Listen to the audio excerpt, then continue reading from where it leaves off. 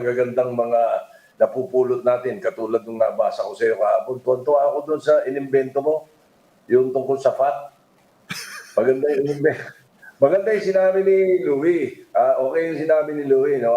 Pero, kuwela yung sinabi mo, ano sa akin yun, sinabi ko sa mga senador kahapon ng hapon yun. Sabi ko, nabasa niyo ba yung sinabi ni Cito? Next time you call me fat again and I will eat you for breakfast. Maganda. Okay. Senate President, going to the meat of the issues nowadays, I think it is fair to agree that the Senate has remained an independent Senate. Maraming nagduda, maraming nag-question. And in fact, no less than former Senator Trillanes said na kanya hindi kayo masuportahan ng grupo niya ay mga enablers daw kayo ni President Duterte, kayo ni Senator Ping Lacson, ano? Pero ngayon naman, kung titingnan ko naman yung nangyayari sa Senado, galit na galit naman si Presidente sa mga senador. In fact, tinarget na niya 3, mukhang magiging 4 pa. Where does that put you? You have tried to maintain the independence of the Senate, the sobriety in the Senate, pero ngayon naipit ka na. Precisely, that was the focus of my presidency, my Senate presidency. On day one, sinabi ko agad sa kanila, we have to preserve the independence of the Senate. Ngayon, yung nakikita nila mga panahon na kami ay sumasang-ayon sa sinasabi ng ehekutibo, ay dahil sa tingin namin ay tama. Pero pagka meron kami nakitang hindi mabuti, ay pinupuna din namin at hindi rin namin pinapasa yung mga gusto nila na kailangan sa tingin namin ay hindi makakabuti. I've seen this through experience. I've been under 9 Senate presidency. I've served 9 Senate presidents from 1992 to the present. Nakikita ko yun eh. Nakita ko rin kung paano dapat you remain independent, although you can be critical but you can also be cooperative. Depende. Kung ano yung maganda para sa bayan, kung ano yung gusto ng karamihan ng mga kababayan natin, doon kayo. That's the way I guide my colleagues, my peers. Ganun yung ano eh. So lately, naging biruan nga talaga yan. Cito, yung sabi, enabler daw kami. Pag si Bongo nga ang kakwentuhan namin doon, lalong lumalala usapan eh. Kasi dumadialog siya ng totoo naman. Bintang lang yun, alam naman nila yun. Kaibigan lang naman namin kasi si Presidente. Pero kaibigan, pagdating sa politika at sa trabaho na dapat gawin, hindi pwedeng puro kaibigan. Kung ano yung mabuti, kung ano yung sinasabi ng trabaho namin dapat gawin, yun ang dapat gawin namin. Ganun ang, yung bintang na lang ng iba kasi, parang ini-expect nila na pa-kontra kami, na madalas kontra kami. Hindi naman pwedeng ganon. Kailangan naman babalansihin mong mabuti. That's why, that's the way you can preserve the independence of the Senate, but also be cooperative for the sake of the people.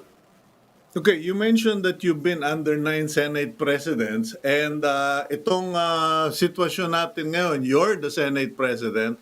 You have largely been diplomatic to paano ko ba sasabihin? You've been very diplomatic and walang masyadong naging issue except now when the president said kung ganyan lang na maiipit yung mga tao ko dyan, tumayo na lang kayo, walk out, and I will not allow my cabinet members to go. This is reminiscent, I think, of was it President Arroyo, if I'm not mistaken, na nauso yan. Yes. How are you going to resolve this? Because, some refer to it as a constitutional crisis in the making when the executive department refuses to respect the authority of the Senate. Ito yung EO 464 ni President Gloria Macapagal Arroyo. Piniprevent niya na umattend yung yun yung panahon na medyo mainit ang investigasyon sa Malacanang noon. Yung sinasabi ni Presidente, meron naman siyang kolatilya eh. Sabi niya, kung sila'y babastusin lang. Hindi naman namin binabastos eh. Ewan ko kung ano yung ibig sabihin ng binabastos. Yung bang ang tingin nata nila, kasi pag nag-i-explain let's say si Secretary Duque, pagkatapos si Senator Gordon ay hindi pa tapos ang sinasabi, pumapasok na siya. Sinasabi niya gano'n. Yun, baka ganun yung mga sinasabi nilang binabastos. Pero hindi binabastos in the sense na ikangay tinapahiya yung siguro meron lang gustong idea na ipasok kaagad yung senador kaya napuputol yung sinasabi nung resource person. But then again, going to the message of the president na sinabi niya hindi niya pa-attended or hindi, palagay ko ano lang yun, na nababanggit lang yun sa medyo init ng ulo yung I know him. So, we've seen him. The people know him. May mga kuminsan may init siya ng ulong nababanggit niya yung ganyan. Pero alam naman niyang hindi pwede. For example, October 1, tatanggapin na namin yung budget. Hindi kami nag-i-hearing kung wala yung mga hindi lang resource persons, kundi mga cabinet secretaries. Lalo na pagdating ng plenary, meron kaming standing rule na kapag wala yung cabinet secretary sa floor, sa plenary, ay hindi namin iti-take up yung budget nila. Yung budget ito for 2022, gugustuhin ba naman nilang mapahamak yun? Hindi naman siguro. Kaya siguro, and well, in the heat of the issues, yun lang, nasabi lang niya siguro yan. Pero hindi naman siguro mangyayari. Okay, Senate President, has the President of the Philippines called upon you to intervene in these proceedings? Kumbaga, sinabi ba siya ni PRRD na pwede mo bang pakalmahin yung mga bata mo o mga kasama mo, Senate President? Hindi. In fairness to the President, from the time I became Senate President up to now, we have talked a number of times, even on the phone.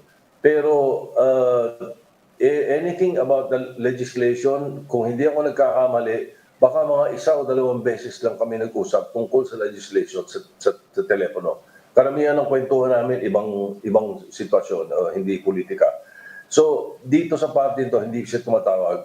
I do not expect him to call. At saka ito naman, kung sakasakali magkausap kami,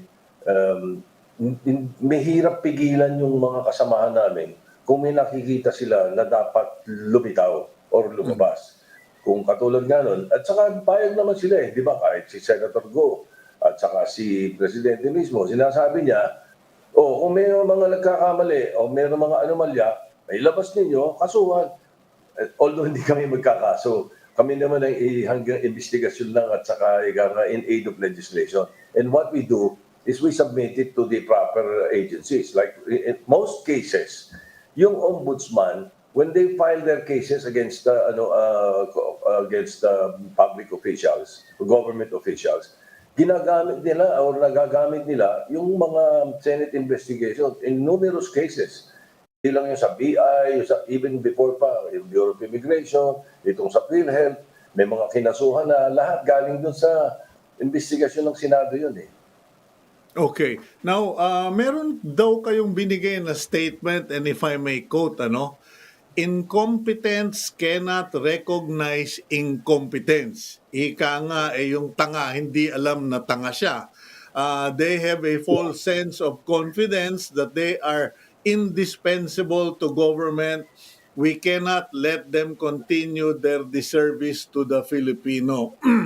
What exactly do you mean by this statement? And are you planning to go after certain people, cabinet member, or agency heads because you deem them incompetent? The background of my statement is because of my monitoring the hearings. Nakikita ko na the way it is being presented and the way it is being answered by these government officials natin, most of them appointed. Nakikita ko na parang hindi nila intindihin yung sinasabi nila eh. ang sagot nila para bang gusto nila tanggapin na lang namin lock, stock and barrel yung sasabihin nila eh. Um, Parang pati yung trabaho na dapat ginagawa at ang the way they express themselves, eh para bang tingin nila tama yung ginagawa nila pero alam nating mali. Ganun eh. Mhm. That's what I mean. Kaya hindi nila maintindihan na kung sila incompetent pala, hindi nila alam na sila incompetent. They could not recognize incompetence. Ganun yung dating sa akin. Okay, You go back to the hearings of the Blue Ribbon. Also go back to the hearings of the PhilHealth. Makikita mo, minsan napapakamot kami ng ulo sa mga sagot eh. Hindi ba? mhm. Hindi ko maintindihan siguro. I don't want to call it hubris. Na hindi, basta kung ano sabihin namin, tanggapin nyo. Parang hindi naman siguro ganun. Ang tingin ko lang, parang tingin nila tama sila. Okay, speaking of hearings or investigations in aid of legislation, if I pursue itong sinasabi ninyo, may balak ba kayo or do you have plans to come out with legislation that sets a standard for competence or qualification of political appointees? Kasi many agree with you that is more than a handful of incompetence in government. Pero wala yata kasing batayan or standards on who gets to be appointed as a cabinet member or as a undersecretary, etc. Wala nga eh. Yun ang problema eh.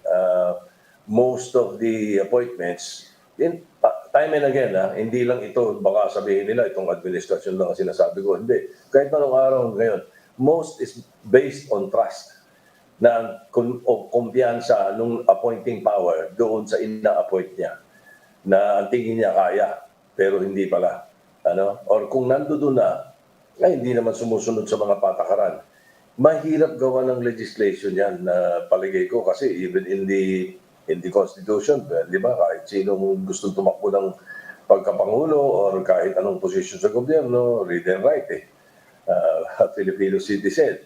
So, mahirap gawan siguro yan. Talagang nasa mga leader eh.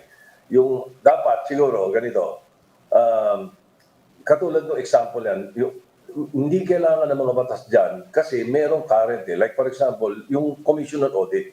Kaya nandiyan dyan yung Commission on Audit, napakahalaga niyan eh. Pag sinabi ng Commission on Audit sa inyo, mali yung ginagawa nyo, you're not following the pertinent laws, rules, and regulations, sundin mo. Hindi ba? Ngayon, ikaw ang leader. Ayaw sundin. Hindi sinusunod. Sasabit sila. Tanggalin mo. Palitan mo. Di ba? Yun ang mga maparaan siguro para magawa natin yung alam natin hindi nagtatrabaho ng tama, mali para doon sa posisyon na yun, alisin natin. Pero What nandun sa about Yes, sir. What about commission on appointments? Hindi ba? The Senate is there is a appointments group who filters, sinasala lahat yung mga sinusumiting opisyal ng gobyerno. Pwede bang mag-set ng standards within the CA? palagay ko yun ang pwede.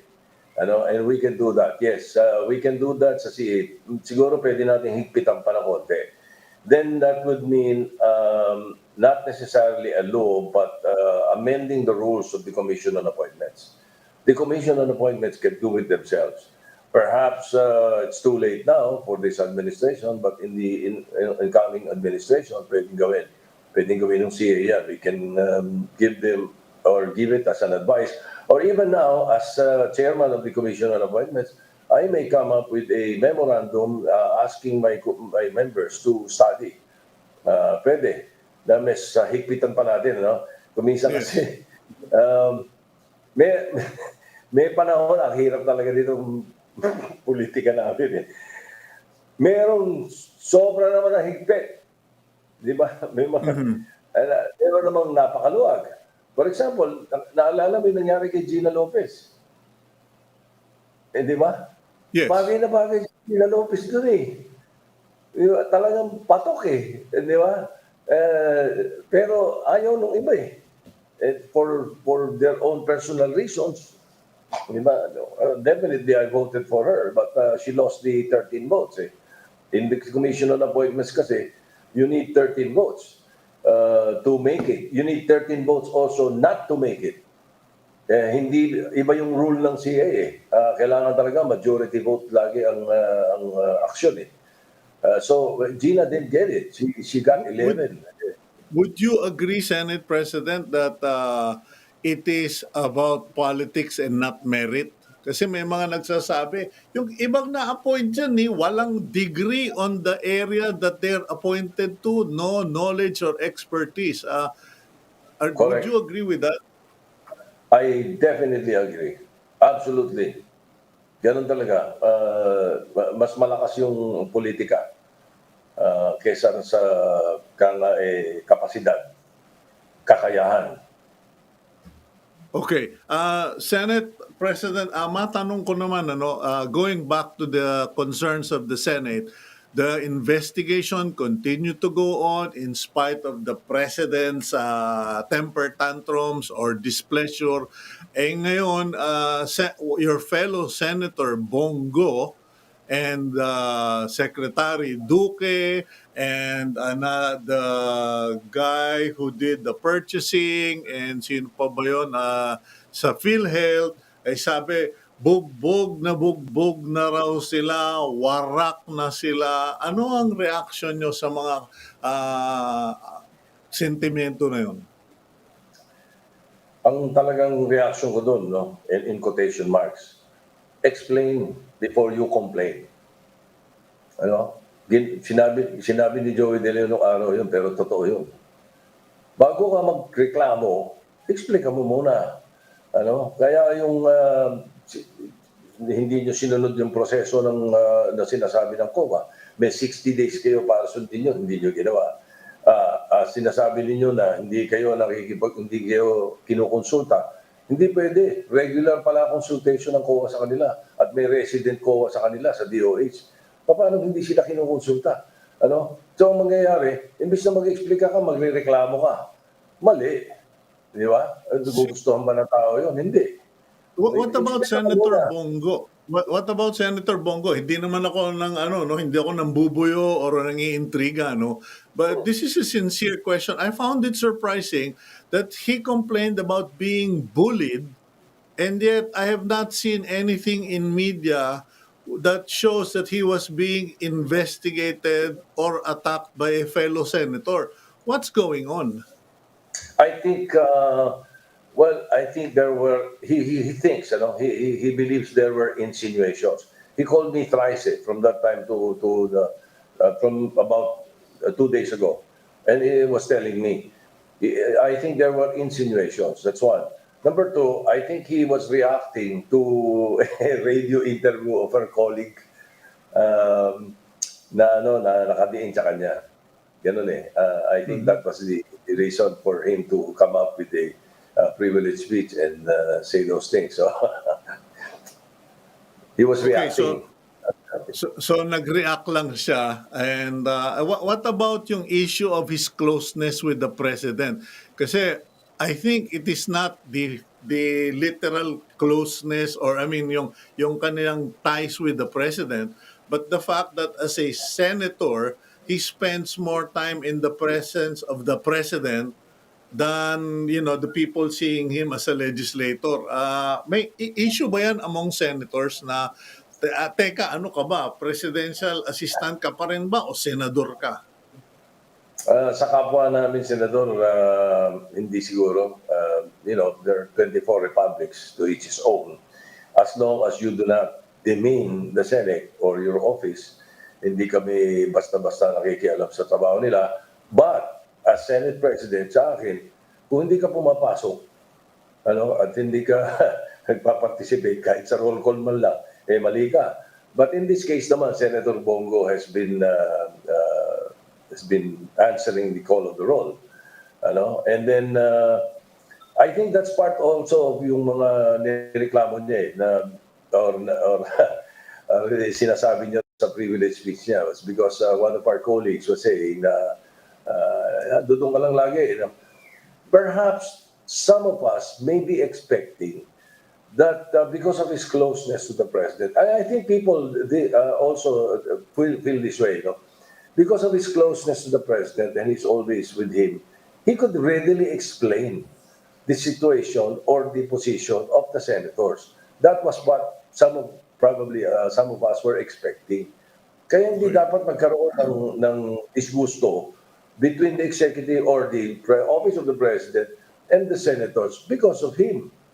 Because yun siguro mga expected ng iba. So, hindi mo maaalis ngayon na yung iba sa amin, yung isipin, baka naman iba sinasabi niya or something like that.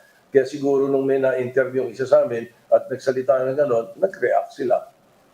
Mhm. Pero, bottom line dito, no, tingin ko, Sito, we cannot prevent the investigations of the Blue Ribbon. Kailangan tuloy Mhm. yun. As a matter of fact, if it's necessary that Committee of Health o kaya ang Committee of the Whole ang handle ng mga issues because medyo may mga bagong issue na lumilitaw eh.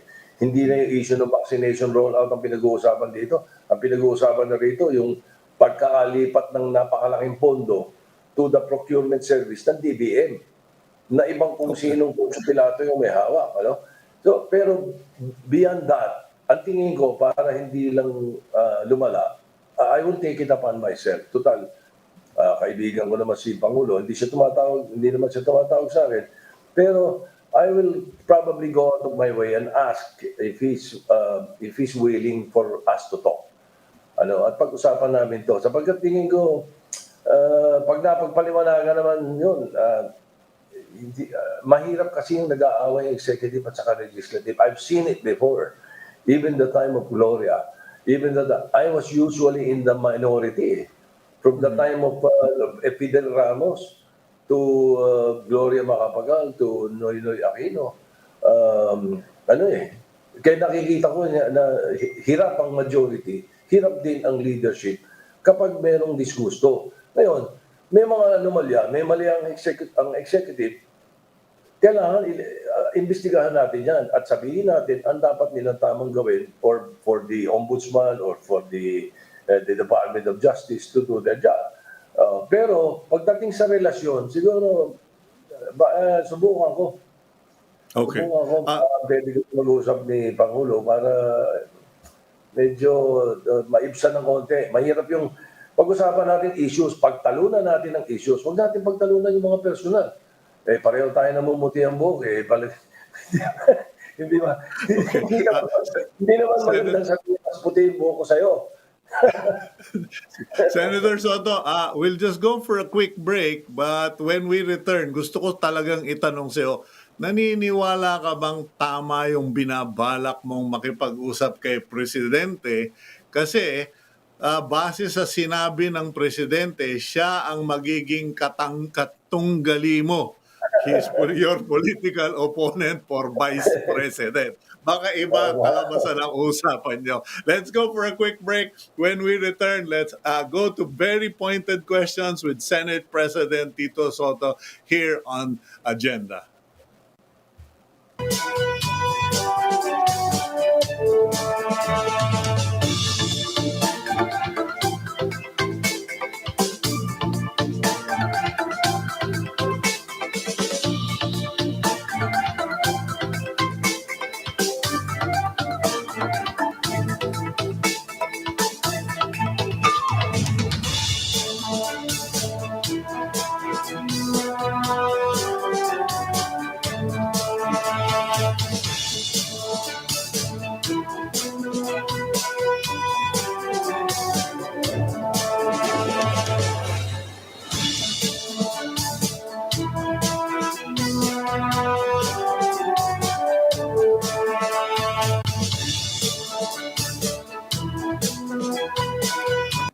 Okay, welcome back to the program Agenda. I'm your host, Cito Beltran, and you are watching us via Cignal TV channels 8 and 250. The saying goes, or the Bible verse goes, "Blessed are the peacemakers, for they shall inherit the earth." Sana tama, no? Kasi mahina ako sa Bible memory.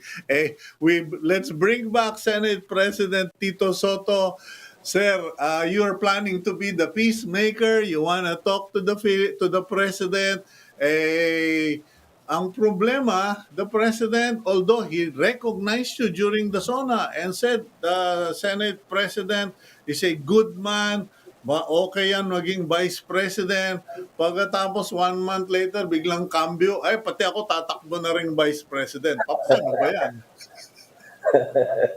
Well, um, I'm sure. Well, I hope he will be willing also to accept me as a visitor. We've always been friends since 1992. No, I'm sorry, 1988. Perhaps Mhm. in the a number of all the senators right now, or even some of the politicians, perhaps in Congress. Ako siguro yung pinakamatagal niyang kakilala eh. Mhm. 1988, mayor siya, vice mayor ako ng Quezon City. And I put up the Vice Mayor's League of the Philippines. And his vice mayor, si Bonsunyo, was quite close to me. Kaya nung nagpupunta ako ng Davao, lagi kaming nagpupunta kay Mayor Duterte. Kilala niya ako. At mula noon, hindi naman kami nagkaiwalay. Pareho kami ng advocacy, if you recall. Di ba? The issue on illegal Mhm. drugs. Eh. And I put up the Quezon City Anti-Drug Abuse Council, which was the model council Yeah. for the entire Philippines later on. Yeah. Ano? Even So what's declared your so, pagka kinausap ko siya, nag-usap kami, mag-uusap kami bilang perhaps dadaling ko usapang magkakaibigan, hindi usapang Senate President at Presidente. Baka doon kung pwedeng umpisahan mabuksan ng issue na siguro he could probably vent what he feels, and then I can also start explaining to him what's happening and the things around it. Um, Siyempre, pagka Pangulo ka, ewan ko, hindi naman siguro, I don't know about his cordon sanitaire, if there is Mhm. one. Baka merong hindi rin masyado nakakarating sa Pangulo eh. Ang kwento sa akin ni Bong lately, Bongo, no? Si Presidente raw mahilig mag-monitor ng YouTube at saka ng mga media outlets, ano? So, pagka gano'n, let's say social media, YouTube, may mga fake news na lumalabas dyan. Hindi ba? Merong hindi accurate na nakikita dyan. Baka siyempre, iba rin ang nagiging reaction niya dahil doon. But hopefully, I don't think I will, kaya ngayon, wala namang masasayang kung subukan. Ngayon, doon sa issue na baka magkatunggali kami, eh, ang mentality ko kasi, my focus is on my resolve to propose my program that I think would be able to uplift and upgrade the office of the Vice President. Much the same way as I was able to upgrade and uplift the office of the Vice Mayor nationwide. Dati, ang mga Vice Mayor, Municipal Vice Mayor, nung araw, ay member lang ng council. Talagang ano lang sila, hindi sila presiding officers. Ano, that was in 1986 pagtugtong natin at 1987 at even before that. Ang mga municipal councils, ang presiding officer, yung mayor. He bakes the cake and eats it too. Ganun yun eh. So, ang nakikita ko sa mga vice mayor noon, nung maging vice mayor ako ng Quezon City, although ang mga cities noon, presiding officer ng vice mayor, nakita ko na talagang totoo yung binang na spare tire. Bukod sa Mhm. spare tire, ano, binapagbintangan pa mga relihiyoso raw. Dahil araw-araw, eh, pinagdadasal, matodas yung, yung mayor nila. Pero, Okay, pero why can would you be that uplifted eh? I think we can do that with the office of the Vice President, given the proper program, and that is what I'm proposing. And if I do that, it doesn't matter to me, really, it doesn't matter to me who else is running. You know, the people will probably choose who they think would be best fit or who will best suit the position. Ganun na Okay, yung but sa akin. are you optimistic na hindi ka magiging spare tire o kaya ika nga yung sandalan ng driver ng jeepney, 'di ba? Kasi look at what happened to Leni Robredo, look at what happened to all the other vice presidents in the Philippines. Parang all sounds good in interviews and on paper, but when the political reality happens, it is he who whispers closest to the president that, sabi mo nga, bakes the cake. Mm. Well, definitely, if Senator Lacson wins, I will not be a spare tire. Ano? But you cannot be a spare tire if you're vice president and you know what to do. Hindi ka, Mhm. ang daming pwedeng gawin. Like for example, in the issue of illegal drugs, I can remove the headache of the president pagdating sa issue ng illegal drugs and drug abuse. Because ang concentration kasi nung currently is issue on enforcement and even probably prosecution. But you will not be successful if you do not couple it with prevention and rehabilitation. And I know what to do. You Yeah, know? wait a So even minute, if I'm not Senator. given, Yeah, even if I'm not given a position, pasensya ka na. Sisingit lang ah, ako, sir, ha? Kasi sige, biglang mute talangka ako, lumabas na naman sa ulo ko, eh. ah, You and Senator Lacson, if I recall, are both advocates of the death penalty. Are you going to push for that in the battle against the illegal drugs? Because in spite of what President Duterte has done, sabi nga nila, wala tayong nadaling big fish, walang na-execute, etc., etc. because nga, I'm saying, konektado dyan. Well, I'll answer your question first. Baka makalimutan ko eh. Senator Lacson and I favor the position of the death penalty only for high-level drug traffickers. High-level drug traffickers, in other words, drug lords. Ngayon, alright. Ang tagal na niya, nakapending, wala nangyayari. My debate on the issue of death penalty started in 1992 hanggang ngayon. And somewhere along the way, nakukumbinsi rin ako ng mga kontra. Maganda rin yung mga dahilan nila, although yung mga ibang dahilan nila, nababara ko eh. Pero yung mga, sa dami ng debate namin nung araw niya, mga kadebate ko dyan, ako, si Ernie Maceda, Turing Tolentino, puro mga kontra nung araw yan. Eh. Ako, ilan lang kami nila Boy Herrera na in favor eh. O, si Joelina, ang dami kong kadebate tungkol dyan. Si Leti Shahani, si Nina Rasul, even si Tito Gingo na ang daming dahilan na pwede, madami ring dahilan na hindi dapat. Ngayon, because of that, I filed the bill.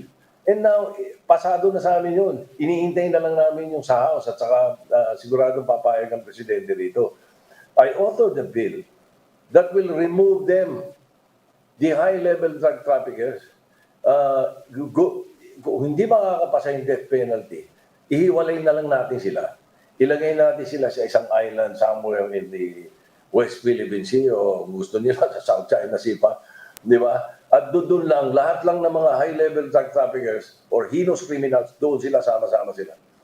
And then yung Muntinlupa, igagawin na lang nating regional ang National Penitentiary. Alisin na rin sa Muntinlupa. Sobrang laki ng pag-aari ng gobyerno doon na nababaliwala doon. Ang nakatira, puro mga tawag doon sa persons without liberty. Deprived of liberty. O mga PDLs.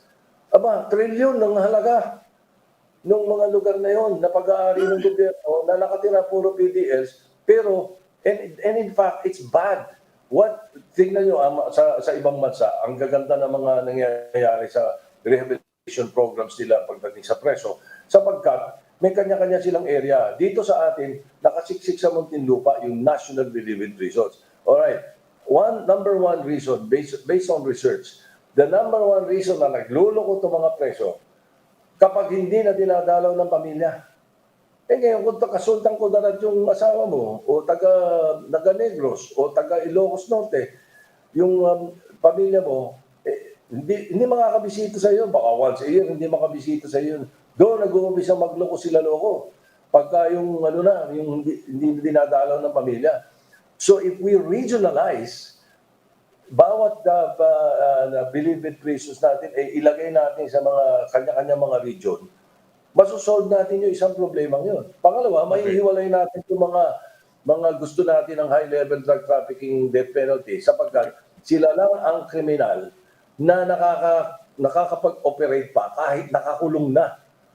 So kung hihiwalay natin silang ganon na isang lugar na Kahit isang island, walang komunikasyon, binabagsakan lang sila ng, ng pagkain doon at ibang klase ang bantay sa kanila. Lagyan mo ng Kumbaga, magtatayo tayo ng puro, Alcatraz. Anyway, maglagay ka ng okay. puro Now, if you patigil. would allow, sir, if you would allow, medyo papaspasan ko na kasi we're down to Sige. the last 15 minutes and a lot of questions still need to be asked. Okay, so you're running for the vice president with Senator Ping Lacson, and then there are talks about coalition here, coalition there. Sila Isko Moreno, sumama na rin yata sa isang coalition with you. Okay, what about the Pacman or Pacquiao factor? Where are we as far as that is concerned with with Coco, Pimentel, etc.? Before Manny Pacquiao left for the States, we talked 2 days before he left. Nag-usap kami, Senator Lacson ako, saka si Senator Pacquiao. At sabi namin, ang usapan namin doon, everything is open pa. And when he comes back, we'll talk.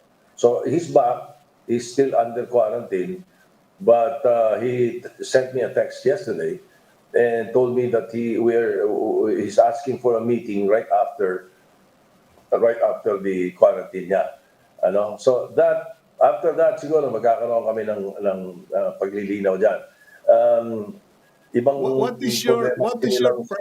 What is your perfect scenario with Manny Pacquiao?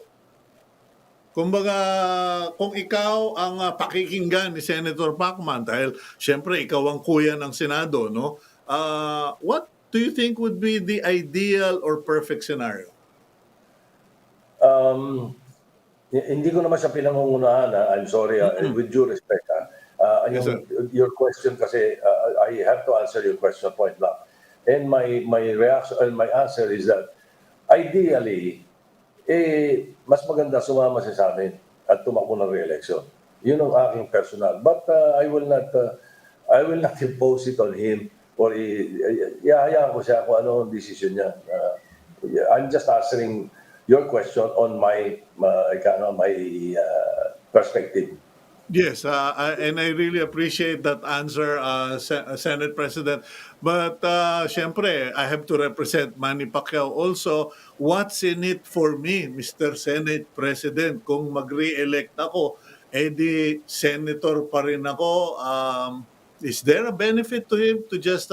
ikaw kasi, you've been how many terms senator, kung nag-vice mayor ka pa, etc. From your experience, what's in it for Manny Pacquiao to run for re-election instead of go for higher office? Kasi, ewan ko, re-electionist na ba siya? Yes, re-electionist na siya. Kung pwede siya mag-re-election well, we can enhance his advocacy, especially on housing. Kahit kung ang executive department ay kasangga niya, marami siyang magagawa, lalo na pagdating doon sa mga advocacy niya. Would he qualify as the next Senate President if he wins as senator? Well, everybody, anybody elected by his peers qualifies as Senate President. Nasa mga kapwa senador nila yun. Wala naman, ayoko naman sabihin na ito si ganon, pwede si ganon, hindi. Walang ganon dapat. So, kung sinong elect nila Okay. Senate President, puntahan naman natin yung budget, no? Well, not just the budget, but the plan for the budget. Kasi pera-pera lang naman yung budget, pero yung action plan of government. Right now, what is your assessment of our COVID action plan? Kasi may mga nagsasabi nagiging grabe ang sitwasyon. Okay, we have already, I think, at this point, spending 88 billion on the procurement program. Let me check kung exact figures ng COVID response natin. Well, in the proposed 5 trillion budget of government for 2022, merong allocation sa NEP or sa National Expenditure Program nila na 240 billion for COVID response. That includes the procurement of laboratory supplies, mga human resources, for health, di ba? There's 17 billion for health professionals, 13 billion for operations of hospitals. Yun yung mga programa. Yung sa procurement ng uh, meron pang 475 billion budget for social protection. But clearly, Senate President, napakalaking pera, billion-billion ang pinag-uusapan. Let me bring it back to your statement that we quoted about incompetence. Are you willing to once again hand over all of this money to people who you have referred to as incompetent? I know that you are one of those who openly criticized and asked for the resignation of Secretary Duque. Have you had a change of heart? Do you feel differently? Or are you going to make it difficult for them to get hold of these billions of pesos unless Secretary Duque resigns? Not really make it difficult, but call a spade a spade. For example, the figures that I mentioned are their proposed figures for the national expenditure, no, in the national expenditure program. Pagdating sa House of Representatives yun, it becomes the GAB, the General Appropriations Bill. Pag present nila sa Senado yun, GAB na yun. Pag pinasa namin sa nagiging GAA. Alright? Ngayon, dito sa proposal nila, hindi porke nando doon ay okay na. Dito lalabas ngayon sa amin yung we will be scrutinizing the budget. Yung mga hindi nyo naman nagamit last year, bakit ilalagay pa uli natin dito? Hindi nyo naman na-spend. Or meron kayo, tanggalin natin. Meron kayong hindi na-spend na tama, alisin din natin. Because ang nangyayari sa atin, napakarami yung unused. Umuutang tayo para punuan yung pangangailangan natin. Pero pagkatapos, hindi nyo naman pala ginagamit. Nababaon tayo sa utong, hindi nyo ginagamit eh. Di ba? Or hindi nyo ginagamit na tama. Therefore, we will be scrutinizing their budgets. Particularly, the Department of Health, talagang medyo madugo dyan. Sapagkat yung pandemic, ang main issue last year and this year. Binigay namin last year lahat ng pangangailangan. And where are we now? Meron pang spike na 22,000. Meron pang sinasabi, Okta, baka raw umabot ng 30,000 a day. So we must be doing something wrong. Hindi ba? We must not be doing something right. Because it's 1 year and 6 months na ba? 1 year and a half day. From the time that we started that lockdown, which according to experts now, and some experts from Canada and the United States are saying that lockdown doesn't work. And I'm starting to get worried also, Cito, mabuti na pag-usapan natin to eh. And this is the first time that I'll bring it out into the open. Pinag-usapan natin dito, gumagastos tayo ng 88 billion pambili ng bakuna. Okay, lumalabas ngayon na marami na tayong nababakunahan, pero marami pa rin hindi. Lumalabas to, mga 6 months lang pala to. So ano ibig sabihin yan? Every 6 months, mag-88 billion tayo. Every 6 months, teka muna, siguro, mag-aral tayo ng konti. Ang Department of Health, ang IATF, ibahin yung strategy nyo. It's not working. Baka kailangan ang strategy natin, palakasin natin ang immune system. I-boost natin ang immune system ng mga kababayan natin. Magbibili kayo, bigyan nyo na, mag-distribute kayo ng vitamin C, vitamin D, kung ano yung mga pangangailangan, mga alcohol, gano'n. Kung yung mga tumatalab na gamot, mga gamot na ikangay nagiging prophylaxis, kahit na ivermectin pa siya, or remdesivir pa siya, or whatever, baka yun ang mas mabuti. Pagkanalan nyo na baka gano'n. Sapagkat kung hindi, itutuloy natin yung ginagawa nyo ngayon, every 6 months, mag-88 billion tayo para sa pambili ng bakuna. Na ang nangyayari ngayon, nagkakaroon ng kontrobersya, lalo sa pagbibili. Are you going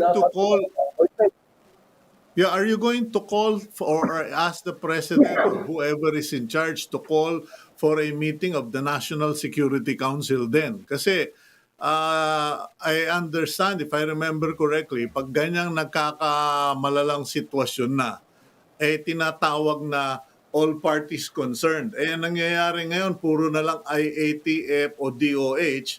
This is already above and beyond their capacity. Are you going to call or ask that the meeting of the National Security Council be called?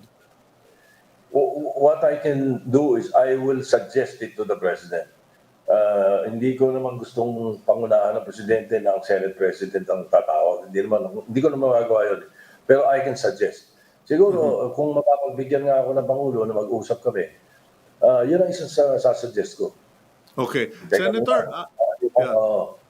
If I may, no, kasi may mga nagme-message din sa atin dito, ano po ba ang posisyon nyo doon sa Pacquiao probe kay Bongo? Because we're down to our last few minutes. Well, there's no such thing unless somebody files a complaint in the Committee on Ethics of the Senate. Because the Committee on Ethics of the Senate, the chairman is Senator Pacquiao. Vice chairman is Senator Lacson.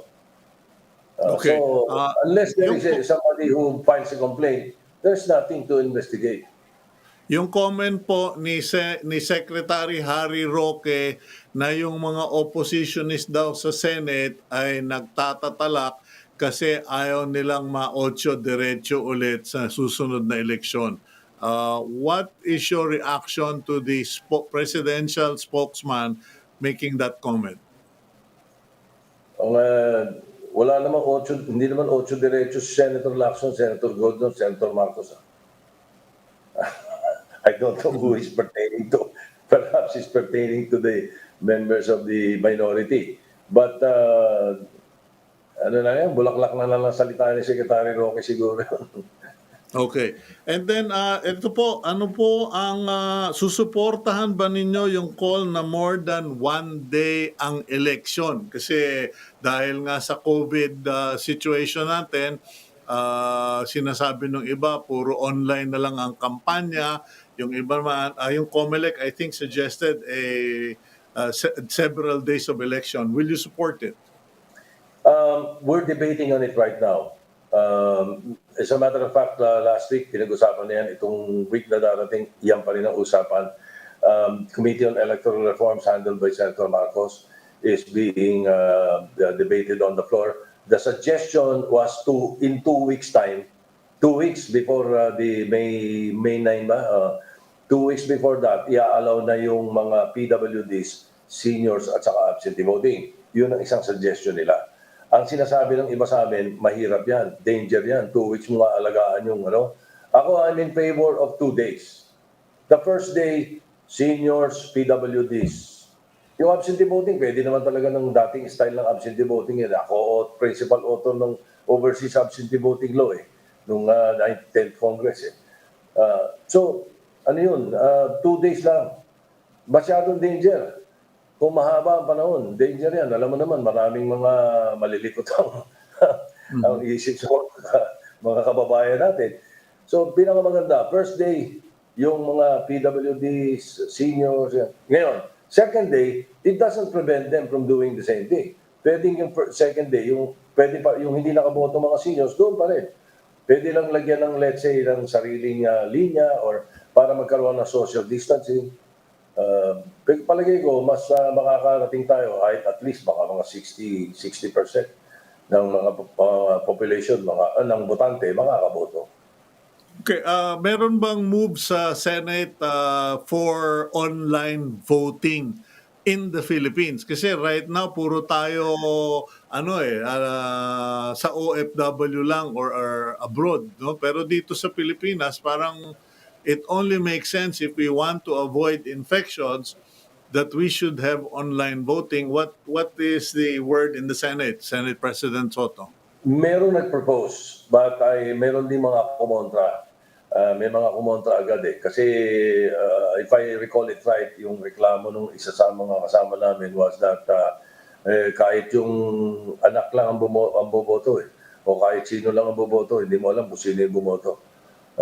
Mahirap, maraming mga requisitos na kailangan gamitin para ma-prove mo na yung tao na bumoboto ay siya na ngayon and all that. So, mahirap sa atin. At this point, hindi lulusot muna yung online voting. Yung pa rin dati, automated, malamang automated dahil hindi makalusot-lusot yung sinasabi kong baka lulusot pero experimental muna yung hybrid.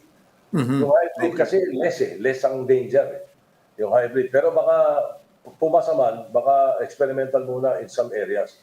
Like let's say, farm muna or region ganito. Ganun lang muna yung hybrid. But not nationwide agad. Well, anyway, Senator Sotto, Senate President Sotto, thank you very much po. Inubos ko buong isang oras sa inyo, but alam nyo, ang hirap kasing makuha si Bongo, ang hirap makuha si Senator Ping Lacson. Brasuhin natin si Ping. Pakinalang, sir, ano? At tayo naman, tabla tayo sa lahat. Thank you very much for your time, Senate President Soto. Have a good day. God bless you, sir. Thank you very much. Regards to the family, Cito. Thank you. God bless. Okay. Yan po si Senate President Vicente Tito Sotto. Right now, nasagot naman niya maraming katanungan ninyo. We've run out of time, but we thank everyone and congratulations to Team Agenda for trying and succeeding in getting Senator Sotto. Kasi mahirap pong makakuha ng senador ngayon because it's the budget deliberation time. Thank you for joining us. God bless all of you. I'm Cito Beltran, and that's today's agenda.